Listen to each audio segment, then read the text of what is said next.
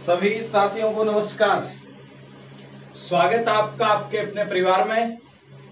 आशु जी के ट्रिक में स्वागत करने के लिए तैयार आपका होस्ट एंड दोस्त विजेंद्र सिंह नेवरी।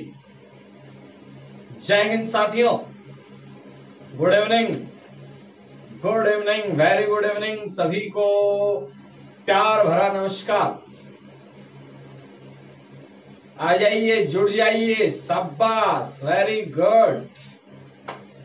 सभी को नमस्कार नमस्कार, राधे राधे जी, राधे राधे, राम राम, सत श्री अकाल, नून प्रणाम सगळाने, जांबोजीनेर, विष्णुजीनेर, थानेर, मानेर। सभी को राम राम, राम राम, राधे राधे।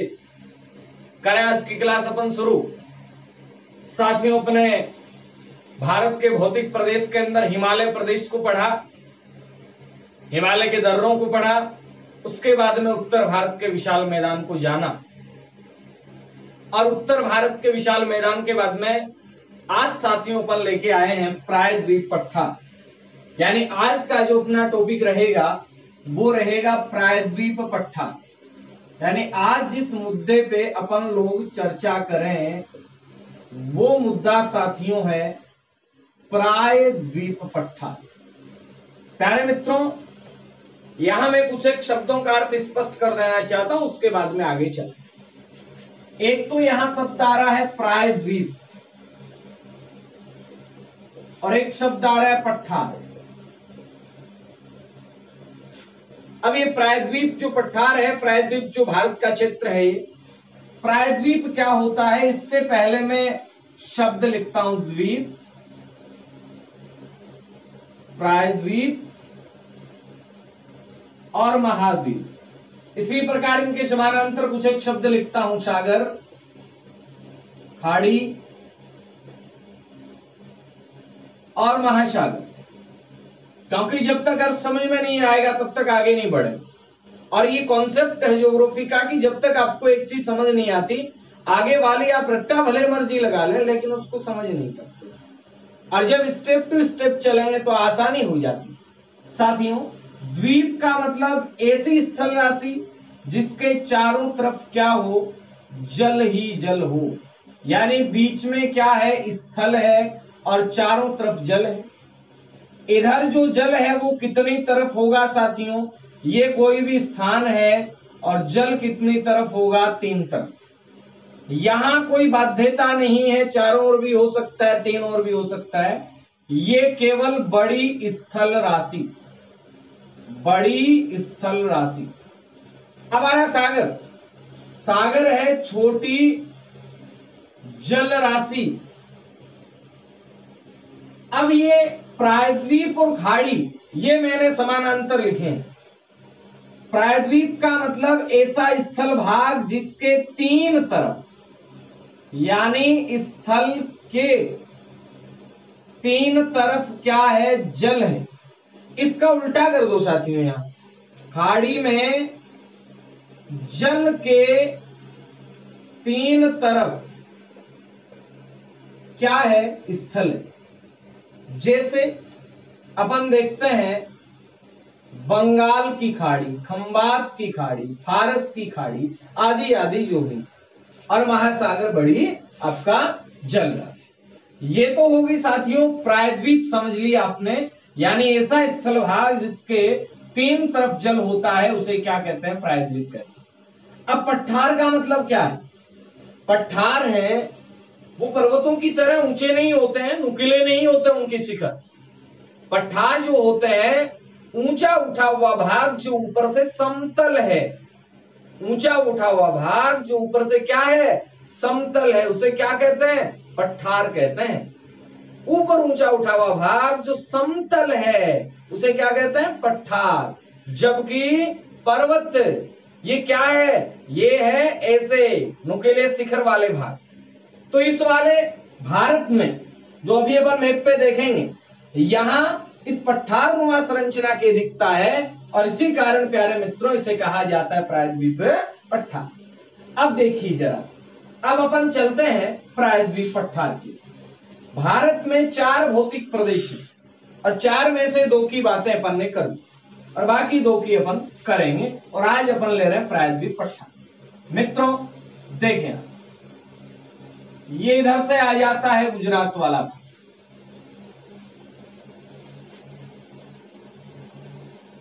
ये अपना दक्षिण भारत आप देख रहे हैं, ठीक है।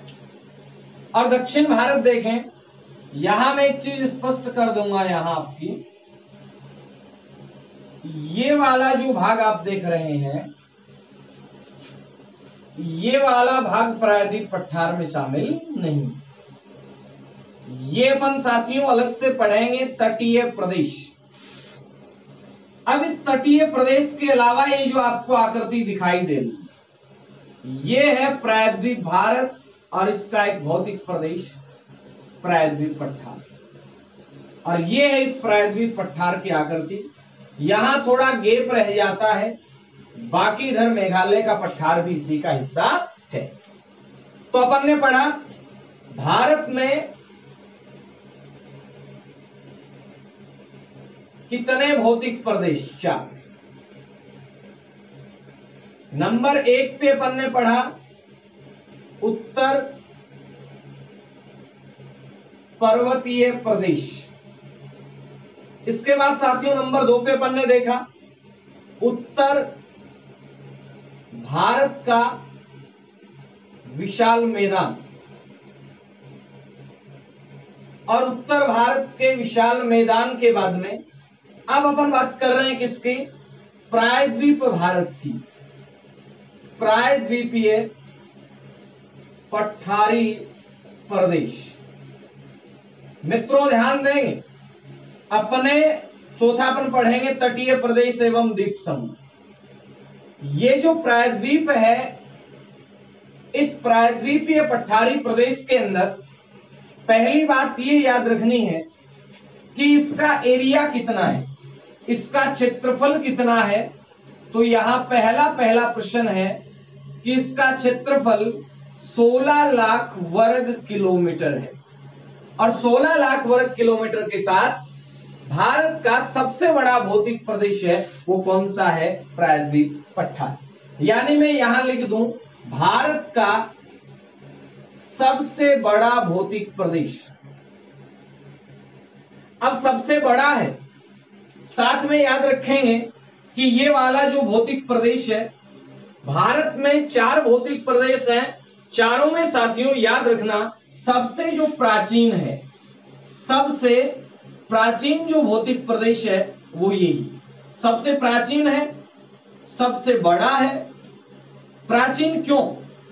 अगर आपने भौतिक प्रदेश का पहला पाठ देखा तो अपन ने चर्चा की भौतिक प्रदेशों की उत्पत्ति क्यों, कब, कैसे।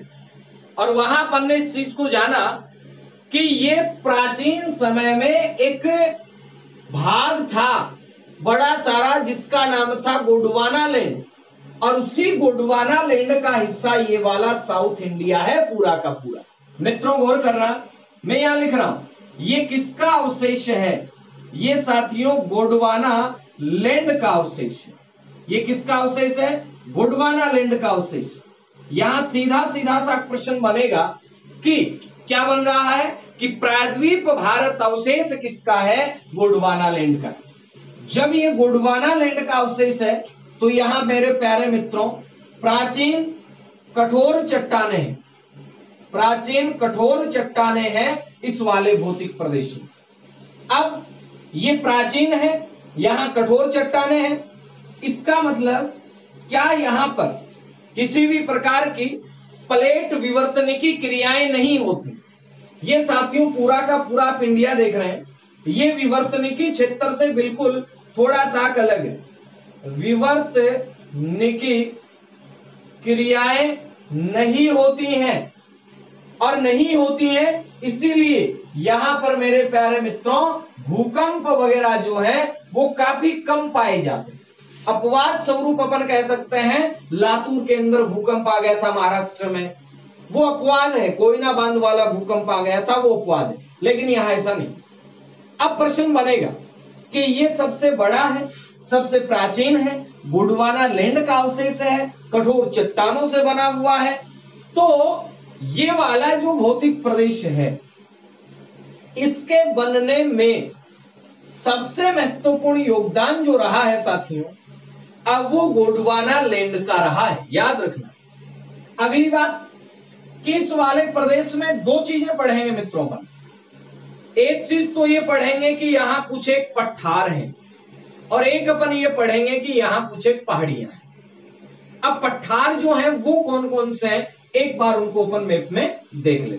मित्रों गौर करना, एक पठार यहां पे आ जाता है, और इस वाले पठार को साथियों कहा जाता है हाड़ौती का पठार। कौन सा पठार कहा जाता है? हाड़ौती का पठार। उसके बाद में एक पठार साथियों ये आ जाता है यहां बड़ा सारा, और इस वाले पठार को नाम दिया जाता है मालवा का पठार। कौन सा पठार नाम देते हैं इसको? मालवा का पठार। उसके फिर बाद में आगे चलें, एक यहां आ गया पठार, और इस वाले पठार को नाम दिया जाता है साथियों छोटा नागपुर का पठार। ये जो पठार है इस पठार का नाम है छोटा नागपुर का पठार। उसके बाद में जैसे ही आगे चलते हैं, यहां एक पठार और आ जाता है, इस पठार का नाम आता है दंडकारण्य का पठार। दंडकारण्य का पठार। मित्रों गौर करना, इस पठारी भाग में सबसे बड़ा जो पठारी प्रदेश है ये वाला ये प्रदेश है, और ये जो प्रदेश है इसे कहते हैं दक्कन का पठार। यानी भारत में जितने भी पठार हैं, चाहे अपन लद्दाख के पठार से लेके चले हिमालय में, वहां से लेके यहां तक जितने भी पठार हैं, इन पठारों में सबसे बड़ा जो पठार है वो कौन सा? दक्कन का पठार।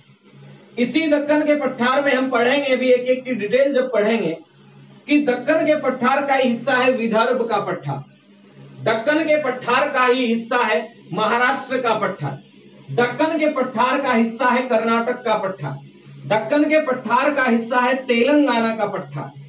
अब मेरे प्यारे मित्रों, इस वाले पठारी प्रदेश के अतिरिक्त एक यहां जो आपको दिख रहा है ये पठारी प्रदेश है मेघालय का पठार। अब यहाँ कई से एक स्टूडेंट है वो कंफ्यूज रहते हैं, विशेषकर जो शिक्षक भर्ती परीक्षाओं की तैयारी करते हैं, क्योंकि कांस्टेबल एग्जाम है वो तो इतना सोचते ही नहीं है। उनके लिए तो सामान्य अगर बता दें उनको प्रायद्वीप पठार बड़ा तो बड़ा नहीं। मित्रों अब वो जमाना नहीं रहा, अब हर एग्जाम में डीपली प्रश्न आने लग गए। एक बात और बता दूं, मैं पटवार के एग्जाम में भी इंडिया ज्योग्राफी है, कांस्टेबल में भी है, सेकंड ग्रेड में भी है जीके में, रीट में भी है जीके में, एसएससी रेलवे उनकी तो बात ही अलग, उनमें तो आना ही आना। अब यहां ध्यान देना मेरी बात पे, मेघालय का पठार प्रायद्वीप भारत का हिस्सा है, ना कि हिमालय का। याद करना है मेघालय का पठार किसका हिस्सा है? मेघालय का पठार प्रायद्वीप भारत का हिस्सा। अब आप कहेंगे गुरुजी हमें मेघालय का पठार अलग थलग दिखाई दे रहे, तो मेरे प्यारे मित्रों एक प्रश्न मैं यहां बना रहा हूं कि मेघालय का जो पठारी प्रदेश है यहां कौन सा गेप आता है? मालदा गेप आता है। इधर से राजमहल की पहाड़ियां हैं और इधर से गारो पहाड़ियां हैं। याद करना साथियों, इस वाले गेप को राजमहल गारो गेप भी कहा जाता है, और विशेषतः इसका नाम मालदा गेप। मालदा पश्चिम बंगाल का एक जिला है, और यहाँ ये गंगा नदी आती है, उस नदी के कारण ये वाला भाग लगातार कटता हुआ यहां बन गया मैदानी क्षेत्र, और ये अलग थलग पड़ा रह गया। अलग थलग पड़ा रह गया तो यहाँ गेप बन गया, और इस गेप या अंतराल को साथियों कहा जाता है मालदा गेप। तो आज जो अपन चर्चा करेंगे इस प्रायद्वीप पठार के अंदर, आज सिर्फ अपन चर्चा करेंगे कि ये पठार कौन कौन से हैं और इन पठारों से क्या क्या जो प्रश्न है वो बन सकता है। इस पूरे प्रायद्वीप पठार का शेप आपको कैसा लग रहा है? यानी मैं यूं कहूं, इस प्रायद्वीप पठार की जो आकृति है, ये आकृति आपको कैसी लग रही है? तो ये आकृति मेरे प्यारे मित्रों आपको लग रही होगी त्रिभुजाकार, और है भी त्रिभुजाकार। लेकिन इस त्रिभुजाकार का जो आधार है वो आधार किधर है? वो है उत्तर की ओर, और इस त्रिभुजाकार का जो आपका अपन कहें शीर्ष है, ये शीर्ष प्यारे मित्रों किधर है, ये शीर्ष है दक्षिण की ओर। अब प्रश्न बना कि इसका शीर्ष दक्षिण में है, ये कहां तक है, ये यहां कन्याकुमारी तक अपन कहें, ये इसकी दक्षिणतम सीमा है। इसकी उत्तरतम सीमा यहां राजस्थान है, इसकी उत्तरतम सीमा यहां राजस्थान वाला भाग। इधर से आपका आ जाता है विंध्याचल पर्वत वगैरह, और इधर से आपका राजमहल पर्वत, ये इसकी उत्तरी सीमा बना रहे। इसका पूर्वतम जो विस्तार है वो मेघालय तक है, और मूल रूप से देखा जाए अगर अपन मोटे तौर पर देखें तो पश्चिम बंगाल, और पश्चिम में कहां तक आपका गुजरात। प्यारे मित्रों, इसका आप एक स्क्रीनशॉट ले लीजिए, फिर अपन एक एक पठार को बड़ी डिटेल के साथ पढ़ने वाले हैं। शाबाश, ले लीजिए स्क्रीनशॉट इसका, ठीक है। हाँ जी, मिटा दो क्या, मिटा देते हैं। तो याद क्या रखना है, इसकी आकृति कैसी है, इसकी आकृति त्रिभुजाकार है। आकृति त्रिभुजाकार है, आधार इसका उत्तर में है, शीर्ष इसका दक्षिण में। याद रखना मित्रों, ये पठार है जहां अपन ने हिमालय के अंदर बात की थी कि हिमालय जो पर्वत था वहां औसतन ऊंचाई 6000 थी।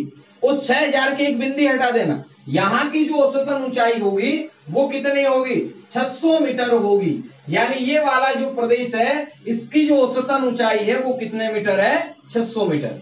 अब जरा गौर करें, इसको एक बार देख लें, फिर मैं मिटाऊंगा इसको, ठीक है, और फिर एक एक को लेके अपन चलें।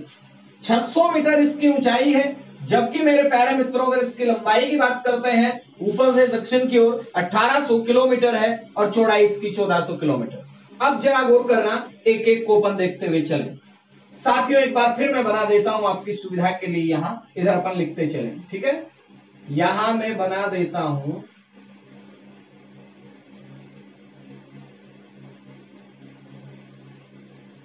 ये अपना दक्षिण भारत देख रहे हैं, और यहां पे एक नंबर पे अपन पहले चर्चा कर लेते हैं प्यारे मित्रों, हाड़ौती के पठार, ठीक है। याद रखना है हाड़ौती का पठार, और हाड़ौती के पठार से अपन क्या क्या प्रश्न बना सकते हैं।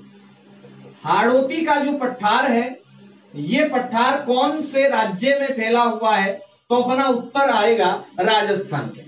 हाड़ौती का पठार कहां फैला हुआ है, राजस्थान के अंदर हाड़ौती का पठार फैला हुआ है। बस इतनी बात याद रखनी है। और हाड़ौती के पठार के बनने में मेरे प्यारे मित्रों, वैसे तो मैं आपको एक बात बता दूंगा, इस पूरे पठारी भाग में चाहे हाड़ौती का पठार बना हो, चाहे आपका दक्कन का पठार बना हो, चाहे आपका मालवा का पठार बना हो, ये जो पठार बना है ये कौन सी क्रिया से बना है प्यारे मित्रों, तो ये बना है ज्वालामुखी क्रिया से। अब आप कहेंगे गुरुजी ज्वालामुखी क्रिया क्या होती है? जैसे जैसे अपन भूमि से नीचे जाते हैं ना बेटा जी, वैसे वैसे टेम्परेचर बढ़ता चला जाता है, और नीचे जाने पर टेम्परेचर इतना ज्यादा बढ़ जाता है कि नीचे वाली जो चट्टाने हैं, ये चट्टाने मेल्ट हो जाती हैं, गल जाती हैं, द्रवित हो जाती हैं, और वो गरम गरम पदार्थ, द्रवित पदार्थ बाहर निकलने की कोशिश करता है, और जहां से उसे मिल जाता है कमजोर भाग, उसी को तोड़ के वो बाहर निकल जाता है। और जब वो बाहर निकलता है यहाँ ऐसे जब वो बाहर निकलता है, तब यहाँ पे कुछ एक आकृतियां बनती हैं। अगर नीचे से फोर्स बहुत ज्यादा है, अगर नीचे से फोर्स बहुत ज्यादा है, तब क्या होगा मेरे प्यारे मित्रों, तब यहाँ पे केंद्रीय उद्गार वाला ज्वालामुखी हो जाएगा।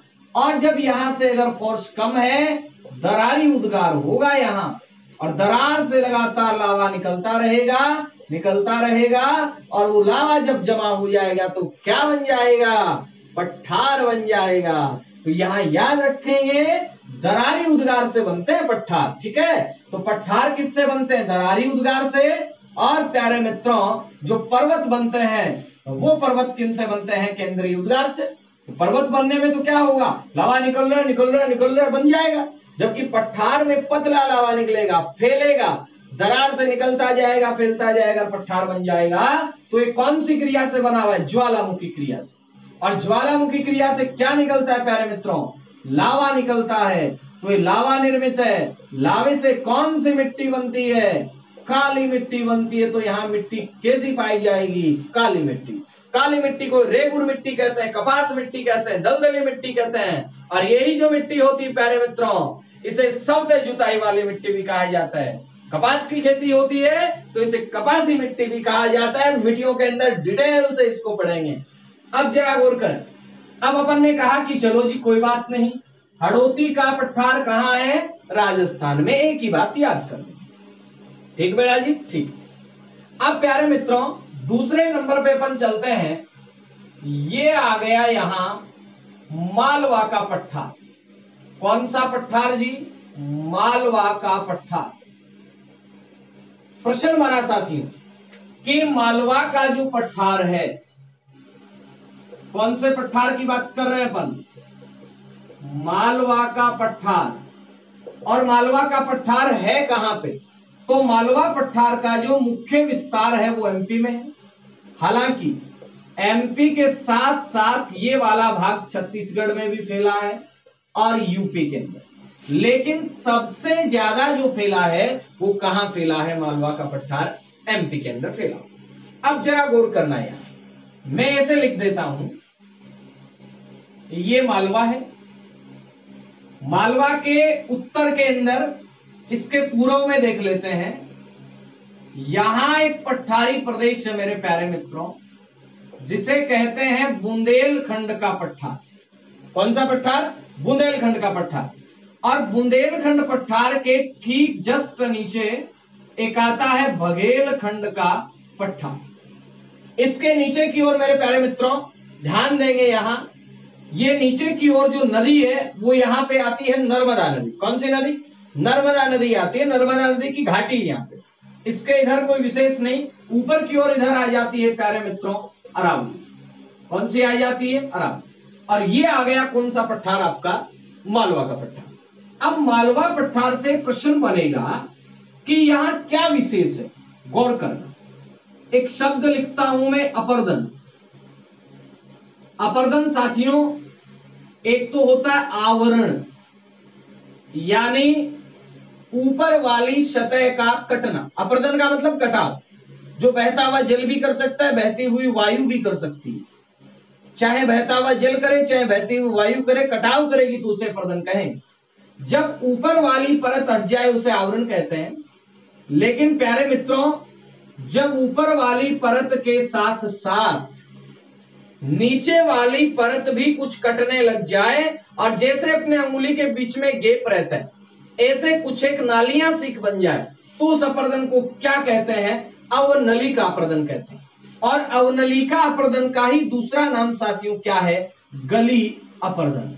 यहां सीधा सीधा प्रश्न बनेगा कि भारत का कौन सा पठारी भाग गली अपर्दन से सर्वाधिक पीड़ित है? तो अपना उत्तर आएगा कि जो मालवा का पठार है वो गली अपर्दन से सर्वाधिक पीड़ित है। कौन से अपर्दन से? गली अपर्दन बोल दें, अवनलिका अपर्दन बोल दें। और यहां जो अपर्दन करने का काम करता है साथियों गौर करना, यहां इस अपर्दन में जो सबसे महत्वपूर्ण भूमिका निभाती है वो कौन सी नदी निभाती है? चंबल नदी। और चंबल नदी जब अवनलिका अपर्दन करती है, चंबल नदी क्या करती है? अवनलिका अपर्दन करती है। अवनलिका अपर्दन से यहां विशेष स्थलाकृति बन जाती है। उस विशेष स्थलाकृति को प्यारे मित्रों क्या कहते हैं? बीहड़ कहते हैं। क्या कहते हैं? बीहड़। जो अपने हाड़ौती क्षेत्र में भी है और मालवा क्षेत्र के अंदर भी। चंबल नदी के अलावा यहां मैं और नदियों के नाम भी लिख देता हूं। जैसे इसके उत्तरी वाले भाग में इधर जो नदियां जाती हैं, चंबल, सिंध, बेतवा के, ये नदियां मालवा पठार वाले क्षेत्र से निकलकर बंगाल की खाड़ी में जाती हैं। जबकि मेरे प्यारे मित्रों नर्मदा और ताप्ती जो हैं ये किधर आती हैं? ये आपका अरब सागर में आती हैं। नर्मदा और ताप्ती किधर आती हैं? अरब सागर में आती हैं। जबकि अपन बात करें चंबल, सिंध, बेतवा के, ये कहाँ जाती हैं? ये आपका बंगाल की खाड़ी। एक बात मैं और बता दूं आपको, इस पूरे प्रायद्वीप पठार का, ये पूरा का पूरा जो प्रायद्वीप पठार है मित्रों, इसका जो ढाल है कुछ भागों को छोड़कर सारा का सारा जो ढाल है ये पश्चिम से पूरब की। और इस बात की पुष्टि यहां बहने वाली नदियों से होती है। चाहे अपन यहां महानदी की बात कर लें, चाहे गोदावरी की बात कर लें, कृष्णा की कर लें, कावेरी की कर लें, जितनी भी नदियां हैं ये सारी पश्चिम की ओर जाती हैं। इसका मतलब इसका ढाल पश्चिम से पूर्व।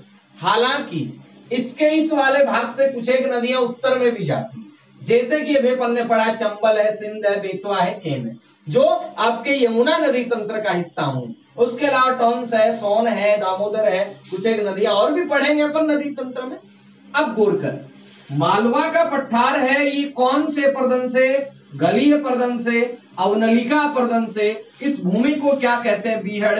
और बीहड़ को ही प्यारे साथियों कहा जाता है बेडलैंड टोपोग्राफी। क्या कहा जाता है? Badland topography.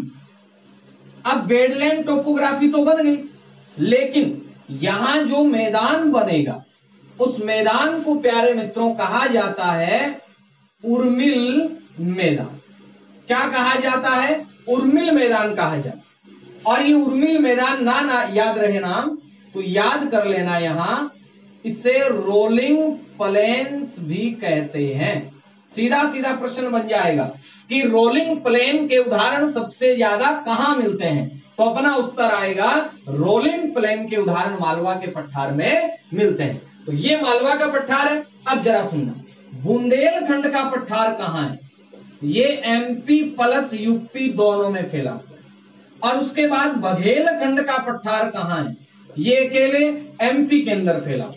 और बघेलखंड का जो पठार है, इसी पठार के पास में सतना और रीवा के पठार, सतना व रीवा के पठार, तो याद रखेंगे सतना व रीवा के पठार भी कहां पे है? एमपी के अंदर। अब मेरे प्यारे मित्रों, अपन बात करें छोटा नागपुर पठार की, उससे पहले एक बार इसका स्क्रीनशॉट ले लीजिए ताकि समझने में आसानी रह जाएगी, जगह अपने पास बच जाएगी। हाँ जी, मिटा दूं? मिटा देते हैं जी, लो।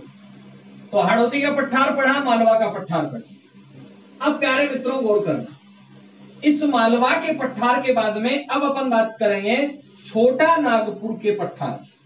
ये जो यहां पठारी भाग देख रहे हैं, ये वाला भाग, इसे कहते हैं छोटा नागपुर का पठार। मैं यहां लिख दूं, अपन जिस पठारी प्रदेश की चर्चा कर रहे हैं, छोटा नागपुर का पठार।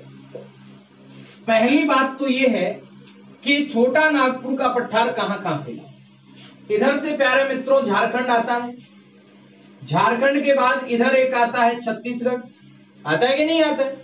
इधर कौन सा आता है? पश्चिम बंगाल। ये छत्तीसगढ़, ये झारखंड, ये पश्चिम बंगाल। उसके बाद में इधर आता है उड़ीसा। कौन सा आता है? उड़ीसा। हालांकि यहां मैंने से बनाया थोड़ा सा कैसे त्रिभंगा फैला हुआ है, कुछ एक हिस्सा आंध्र प्रदेश का भी इसमें शामिल हो जाएगा, और कुछ एक जो हिस्सा है प्यारे मित्रों वो बिहार का। लेकिन मूलतः ये जो फैला हुआ है, ये कहां फैला हुआ है? झारखंड। प्रश्न बना छोटा नागपुर का विस्तार, इसका कहां पे विस्तार ज्यादा है? तो इसका जो ज्यादा विस्तार है प्यारे मित्रों, ये झारखंड में है, साथ के अंदर ये पश्चिम बंगाल में है, साथ के अंदर ये छत्तीसगढ़ में है, साथ में ही ये कहां पे है?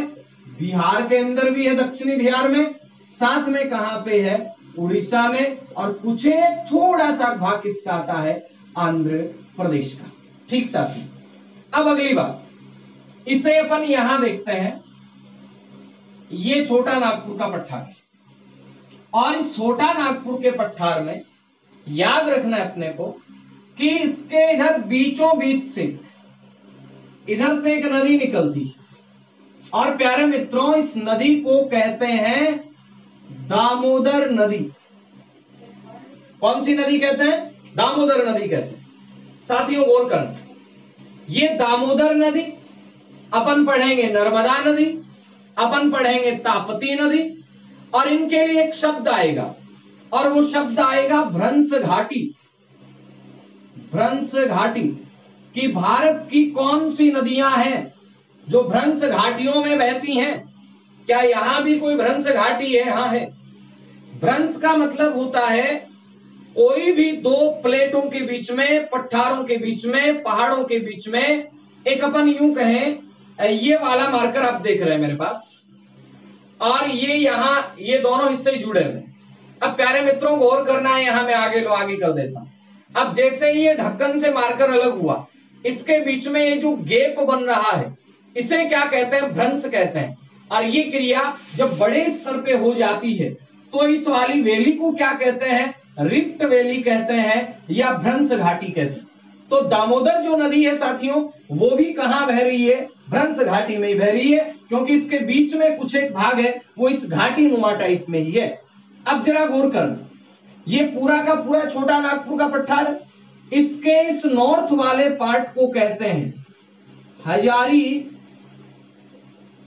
बाग का पठार, या फिर प्यारे मित्रों से कहा जाता है कोडरमा का पठार।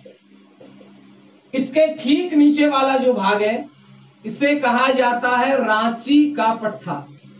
क्या कहा जाता है? रांची का पठार कहा जाता है। प्रश्न बनेगा कि छोटा नागपुर के पठार के बीच बीच से कौन सी नदी बह रही है? तो अपना उत्तर आएगा यहां दामोदर। और दामोदर नदी है, ये बह गई इधर से। इधर मेरे प्यारे मित्रों एक नदी जाती है और इस नदी का नाम है सोन नदी। मैं विस्तार से नदियों के अंदर यहां चर्चा करूंगा, यहां नदी को लेके बैठ गया तो फिर पठार रह जाएगा, ठीक है ना। उसके बाद में इधर से एक नदी जाती है और वो नदी है कौन सी? महानदी, ठीक है, जिसे अपन उड़ीसा का क्या कहते हैं? शोक कहते हैं। और इसी महानदी पे हीराकुंड बांध है जो सबसे लंबा। अब प्यारे मित्रों ध्यान देना है, छोटा नागपुर का जो पठार है इसी में बीच में कुछ उठा हुआ भाग है, उसे क्या कहते हैं? उसे कहते हैं पाट प्रदेश। यानी छोटा नागपुर पठार का जो उठा हुआ भाग है उसे क्या कहते हैं? पाट प्रदेश, ठीक है। इसके बाद इस छोटा नागपुर के पठार में क्या विशेषता है? यहां साथियों खनिजों की अधिकता है, यानी खनिजों की क्या है? अधिकता। और खनिज की अधिकता के कारण, किसकी अधिकता के कारण? खनिज की अधिकता के कारण ही इसे कहा जाता है स्टोर हाउस ऑफ मिनरल्स। सीधा सीधा प्रश्न बन जाए कि भारत के कौन से पठार को स्टोर हाउस ऑफ मिनरल्स कहा जाता है? यानी अपन यूं कहें खनिजों का भंडार घर। जबकि मेरे प्यारे साथियों ये भंडार घर है, ये समृद्ध घर है, खनिजों का अजायब घर किसे कहते हैं? आपके प्यारे राजस्थान को कहते हैं। खनिजों का अजायब घर किसे कहते हैं? राजस्थान को। क्यों? क्योंकि राजस्थान में खनिजों की विविधता है। यहाँ आपको लोहा मिलेगा, चांदी मिलेगी, तांबा, सीसा, जस्ता, टंगस्टन, सीसा, जस्ता, रॉक फॉस्फेट, फेल्सपार, पता नहीं कितने कोलेस्टोनाइट, कितने खनिज मिलेंगे। इसलिए राजस्थान को क्या कहा जाता है? राजस्थान को कहा जाता है खनिजों का अजायब घर, जबकि छोटा नागपुर के पठार को कहते हैं खनिजों का भंडार। अब प्यारे साथी इधर से दामोदर नदी की घाटी, इधर से सोन नदी की घाटी, और इनका परिणाम ये निकला कि यहाँ कोयला बहुत पाया जाता है। यहाँ किसकी प्राप्ति होती है? कोयला की प्राप्ति होती है। और कोयले की प्राप्ति होती है तो प्यारे मित्रों कोयला जर्मनी के रूहर प्रदेश में मिलता है, और उसी आधार पर इस वाले प्रदेश को कहा जाता है भारत का रूहर प्रदेश। सीधा प्रश्न बनेगा, भारत का रूहर प्रदेश किसे कहा जाता है? छोटा नागपुर के पठार को कहा जाता है। क्यों कहा जाता है? क्योंकि जैसे जर्मनी में रूहर प्रदेश है, वहां कोयला है वो बहुत ज्यादा है, और वहां राइन नदी उसे तो कहते ही काली नदी है जो कोयले का ही परिवहन करती है, ठीक है। तो यहाँ याद रखेंगे जर्मनी के रूहर प्रदेश के समान यहाँ का छोटा नागपुर का पठार, इसलिए इसे कहते हैं भारत का रूहर प्रदेश। कौन सा प्रदेश? रूहर प्रदेश। अब याद क्या करना है? याद इतना ही करना है, इस पठार के अंदर एक चोटी है मित्रों, और उस चोटी को कहते हैं पारसनाथ की चोटी। कौन सी चोटी कहते हैं?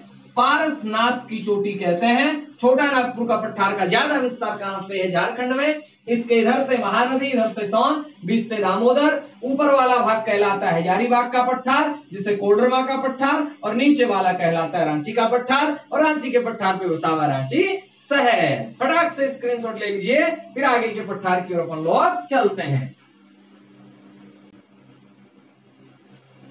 हाँ जी, मिटा दूं क्या? मिटा देते हैं। तो ये आ गया बेटा जी कौन सा, छोटा नागपुर का पठार। याद करना है, यहां से बहुत बार प्रश्न आते हैं। छोटा नागपुर का पठार ज्यादा झारखंड के अंदर है, ऊपर वाले भाग को हजारीबाग, नीचे वाले को रांची का पठार कहते हैं। कोयले की प्राप्ति होती है, कोयला आपको पता है कार्बोनिफेरस युग के अंदर बना हुआ है। उसके बाद प्यारे मित्रों यहां अपन बात करेंगे कौन से पठार की, यहां पर बात कर लेते हैं इधर वाले मेघालय के पठार। ध्यान देना चाहिए, प्रश्न बनेगा मेघालय का पठार, मेघालय का पठार ये क्या है, प्रायद्वीप पठार का ही भाग। प्रश्न बना कि शेष भारत से या शेष पठार से अलग होता है, तो यहां मेरे प्यारे मित्रों आपको कहना है मालदा गेप से अलग होता है। कौन से गेप से अलग होता है, मालदा गेप। ये पठार अपने आप के अंदर कैसा पठार है, तो साथियों याद रखना ये बहिर्साई पठार है। बहिर मतलब बाहर निकालेडो पठार है। कई बार गांवों को निकाल दे के बारह कोई नहीं, कारण जो मर्जी रियो है, बीच में कोई तीसरो टांग लगा दे जा दूसरा बारह कर दे, कारण जो भी रहे हुए वो बारह निकालेडो पठार है। यानी आप इन बोल सका बहिर्साई पठार। कौन सा पठार, बहिर्साई। या फिर प्यारा मित्रों आप इन बोल सका आउटलेयर पठार है। आउटलेयर प्लेटू कौन सा है, ये आपका मेघालय का पठार। इसके बाद ये जो पठार है, इस पठार में ही, इस पठार में ही ध्यान देना मैं क्या कर रहा हूं, इस पठार में ही क्या है, गारो, खासी, जयंती, इसके अलावा मिकिर, रेंगमा, ये पहाड़ियां हैं। यानी गारो, खासी, जयंती, मिकिर, रेंगमा ये पहाड़ियां कहां हैं, तो ये पहाड़ियां इसी पठार का हिस्सा। अब मैं आपसे एक प्रश्न पूछ लूं, बढ़ते हुए कंपटीशन को देखते हुए रीड स्पेशल प्रश्न हो सकता है। आरपीएससी ऐसे प्रश्नों में फंसाती है स्टूडेंट्स को, इन्हें कहते हैं टाटिया प्रश्न। आवे भी कोने कोशिश भी करा गाला हाथ जना पट दे खाए रापा जा। यानी मेरे प्यारे मित्रों जो चेरा पूंजी है अब वो जयंती पहाड़ियों का हिस्सा है, और चेरा पूंजी से पश्चिम की तरफ के अंदर कौन सा स्थान है, मासिन राम है, जहां विश्व की सर्वाधिक वर्षा होती है। तो याद करना है मासिन राम है ये जयंती पहाड़ियों का हिस्सा है, और मिकिर है ये यहीं की पहाड़ी है जो तीन तरफ मैदानों से घिरी हुई पहाड़ी है। रेंगमा मिकिर का दक्षिणी हिस्सा है। मेघालय का पठार एक बहिर्साई पठार है, और ये बहुजननिक पठार, यानी ये एक बार में नहीं बना, ये बहुत सारी क्रियाओं के बाद में बना है। याद क्या रखना है, ये बहुजननिक है, यानी मैं यूं कह दूं ये पॉलीजेनेटिक है, ये पॉलीजेनेटिक प्लेटू है। कौन सा, मेघालय का पठार। अटपटे लग रहे हैं आपको, लेकिन बेटा जी वर्तमान के कंपटीशन में ऐसे प्रश्न आते हैं, ठीक है। तो याद क्या रखेंगे, बहिर्साई पठार, बहुजननिक पठार, ये मालदा गेप से अलग हो रहा है, ये महत्वपूर्ण बात आपको याद रखनी। इसके बाद यहां पे पठार आता है जिसका नाम है दंडकारण्य का पठार। कौन सा पठार, दंडकारण्य का पठार। दंडकारण्य के पठार से क्या बात याद रखनी, एक ही बात याद कर लो, ये कहां पर है, ये उड़ीसा और छत्तीसगढ़ और आंध्र प्रदेश में है। उड़ीसा, छत्तीसगढ़, आंध्र प्रदेश। अब प्यारे मित्रों कई बार पेपर में प्रश्न आ जाता है कि दंडकारण्य पठार की स्थिति है पश्चिम में है कि उत्तर में है कि पूर्व में है कि दक्षिण पूर्व में है। तो भारत के संदर्भ में ये उत्तर, ये दक्षिण, ये पश्चिम, ये पूर्व, तो ये कौन से में आ गया, दक्षिण पूर्व के अंदर आ गया। कौन सा पठार है, दंडकारण्य का। भारत के कौन सी दिशा में है, दक्षिण पूर्व।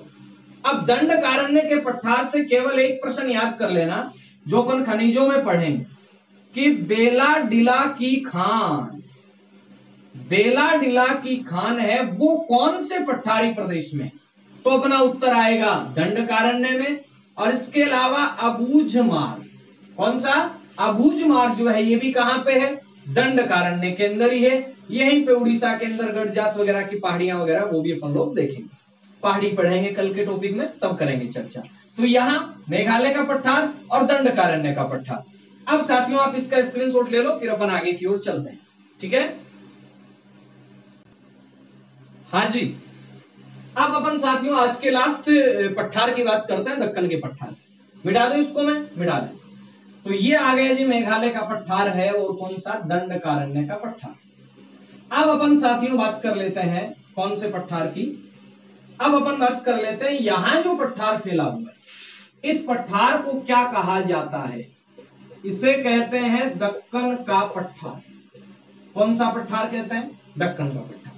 प्रश्न बना सीधा कि दक्कन का जो पठार है ये लगभग कितने क्षेत्रफल पे, 7 लाख वर्ग किलोमीटर क्षेत्रफल पे फैला हुआ है। कितने लाख पे? 7 लाख। इसका आंतरिक जो विस्तार है वो 5 लाख में है, लेकिन इसके चारों तरफ और छोटे छोटे इसके हिस्से हैं, उनको मिला के 7 लाख वर्ग किलोमीटर हो जाता है। अब जरा गौर करना, दक्कन का पठार बना किससे? वो ही बात, ज्वालामुखी से। ज्वालामुखी से साथियों क्या निकलता है? लावा। तो ये लावा निर्मित है। मैंने कहा अभी कौन सी ज्वालामुखी? दरारी। दरारी ज्वालामुखी से। और लावे से जो मिट्टी बनेगी वो मिट्टी कैसी बनेगी मित्रों? काली मिट्टी बनेगी। तो भारत में काली मिट्टी का जो सबसे ज्यादा जमाव है वो दक्कन के पठार में, जो महाराष्ट्र आता है यहां। इस पठार का जो विस्तार है मित्रों वो सबसे ज्यादा कहां है? सबसे ज्यादा महाराष्ट्र में।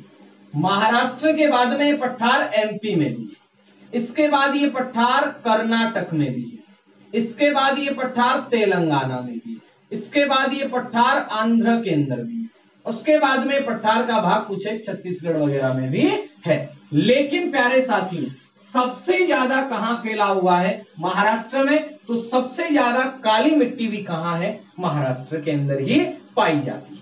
अब फिर गौर करना, यहां जो लावा है, ये जो लावा है, इस लावे की मोटाई ये ज्यादा किधर है? ज्यादा पश्चिम में। पश्चिम से जैसे ही पूर्व की ओर जाएं, अपन यूं बना लें इसका ऐसा डायग्राम, यानी पश्चिम के अंदर लावे का जमाव ज्यादा है, और जैसे जैसे अपन पूर्व में जाते हैं वैसे वैसे लावे का जमाव कम होता चला जाता। दक्कन के पठार से क्या प्रश्न बना? भारत का सबसे बड़ा पठार। मित्रों अगर आपसे ये पूछ लिया जाता है कि भारत का सबसे ऊंचा पठार कौन सा है, तो आपका उत्तर आएगा भारत का जो सबसे ऊंचा पठार है वो लद्दाख का पठार है। करेंगे वर्ल्ड ज्योग्राफी में चर्चा।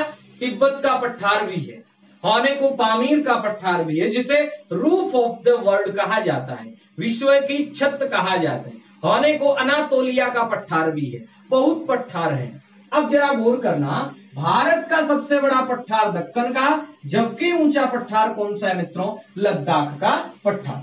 ऊंचा कौन सा? लद्दाख का, जबकि बड़ा कौन सा? दक्कन का। ज्यादा हो गया टाइम, मुझे पता है, 5-7 मिनट और लूंगा मैं आपकी, ठीक है, कोई दिक्कत तो नहीं है? नहीं। अब इसी पठार के हिस्से कौन से? इसी पठार के हिस्से है साथियों महाराष्ट्र का पठार। इसी पठार का हिस्सा है विदर्भ का पठार। विदर्भ का पठार जो महाराष्ट्र के अंदर ही फैला। इसी पठार का हिस्सा है कर्नाटक का पठार। इसी पठार का हिस्सा है तेलंगाना का पठार। इसी पठार का आगे विस्तृत भाग है रॉयल सीमा का पठार। रॉयल सीमा का पठार है तेलंगाना और आंध्र दोनों के अंदर साथ फैला हुआ। तो याद रखें, महाराष्ट्र, विदर्भ का पठार, कर्नाटक का पठार, तेलंगाना का पठार, रॉयल सीमा का पठार, ये सारे इस दक्कन पठार के भाग हैं। तो भारत में सबसे बड़ा जो पठारी भाग है वो कौन सा है? दक्कन का पठार है। आज की क्लास में अपन ने केवल पठारों की चर्चा की। कल की क्लास है उसके अंदर अपन पश्चिमी घाट क्या है, पूर्वी घाट क्या है, कैसे अन्नामलाई है, सेवराय पहाड़ियां हैं, जावदी पहाड़ियां हैं, उन सब पहाड़ियों की चर्चा करेंगे। सतपुड़ा, विंध्याचल, इन सारे पर्वतों की चर्चा करेंगे। आज के लिए इतना काफी है। तो कैसी लगी आपको ये क्लास? अगर क्लास अच्छी लगी है लाइक कीजिए, कमेंट जरूर करें और अधिक से अधिक लोगों तक इस क्लास को शेयर करें। जय हिंद, जय भारत। मिलते हैं नए वीडियो के अंदर नए जोश के साथ, नए नॉलेज के साथ।